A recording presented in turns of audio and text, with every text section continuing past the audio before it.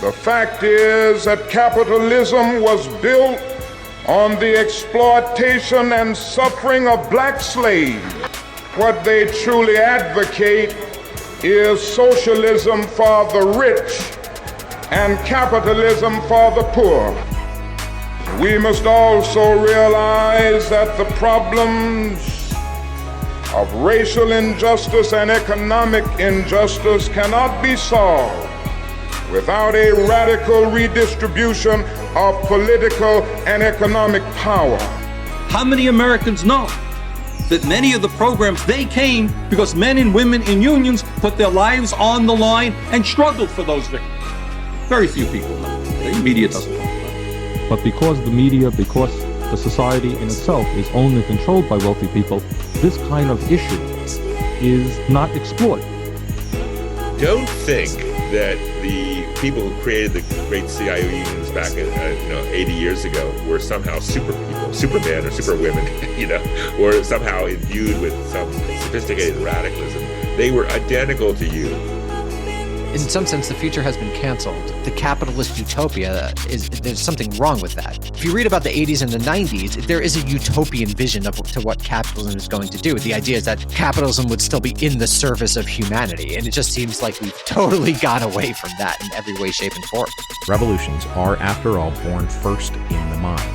And so new ways of thinking and speaking are incredibly important to growing disequilibrium in a society where old compromises and settlements will no longer feel valid. So it's pardons for conservatives and firing squads for radicals. But the principal justification for a bloody week is order. Where a reign of terror is tied to the continuing advance of the revolution, bloody weeks are all about restoring order. The term terrorism is used by the great power simply to refer to forms of violence of which they disapprove.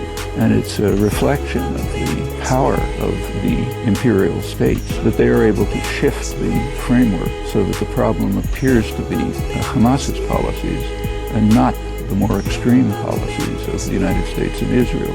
And our government, above all, is actively enabling and funding and equipping and continuing this genocide. And so, it's this extraordinary situation of, on the one hand, an obvious reality, on the other hand, an obvious denial. Everybody outside of that 1% has been denied. The time is now.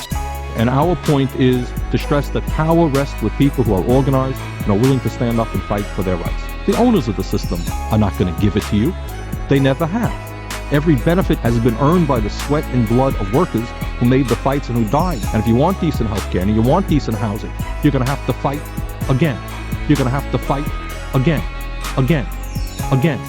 You're going to have to fight again.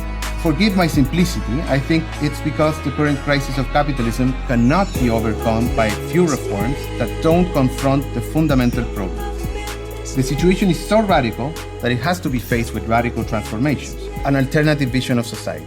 And something weird happens with time and reality in revolutionary programs. Is that which we aspire to, that horizon we want to reach, the future that is still not here, appears more real than the existing world of today.